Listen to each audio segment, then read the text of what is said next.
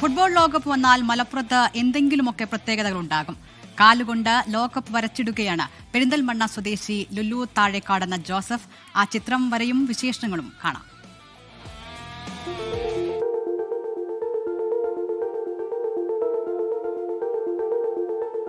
രണ്ടര മണിക്കൂർ കൊണ്ടാണ് ചിത്രം പൂർത്തിയാക്കിയത്.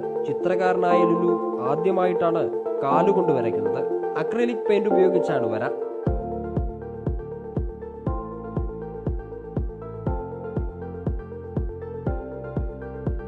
കാൽപന്ത് കളിയുടെ ലോകകപ്പായതിനാലാണ് കാലുകൊണ്ട് വരച്ചതെന്ന് ലുലു.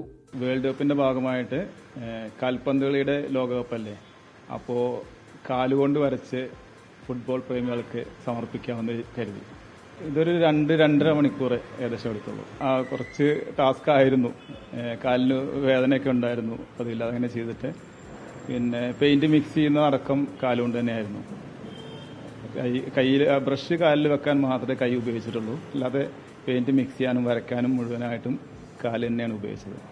ലുലുവിന്റെ ചില ചിത്രങ്ങൾ നേരത്തെ വൈറലായിരുന്നു. ഇടതുകൈയിലെ ചെറുവിരൽ നഖം ഉപയോഗിച്ച് വരച്ച മമ്മൂട്ടി ചിത്രം, വാഴയിലയിൽ വരച്ച ഓണസദ്യ, കണിവെള്ളരിയിൽ വരച്ച ശ്രീകൃഷ്ണ ചിത്രവുമൊക്കെ ഏറെ ശ്രദ്ധേയമായിരുന്നു. 24 മലപ്പുറം.